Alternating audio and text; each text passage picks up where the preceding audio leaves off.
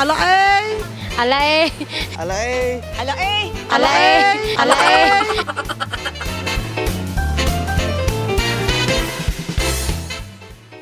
Ano yung kadalasang dahilan bakit naghihiwalay mag-jowa? Ano po, sa communication po, hindi nagkakaintindihan. Dapat Dapat ay pag-usapan ng ayos, ganun, maging open. Nagloloko. Pag di nila mahanap ang isa't isa. hindi magkasundo. Di magkasundo, gaya no? Siguro communication tsaka trust.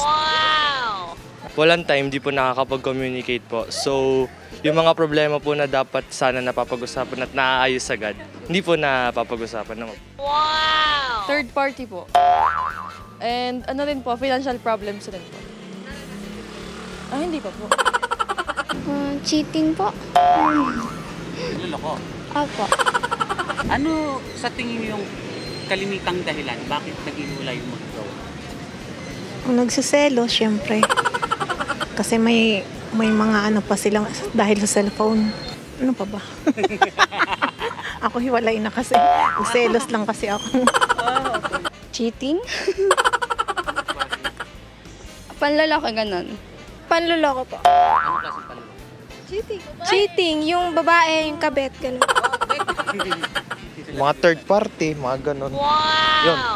Usually po, ang common po talaga is yung cheating or yung third party po. Pero I guess, isa rin po yung miscommunication.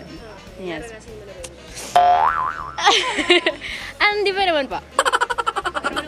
Away o kaya selos. Pero kayo magkasawa, kamusta naman? Okay naman. Hindi naman kami niliwala. Nagkakaroon ng iba yung kung sino man sa kanila.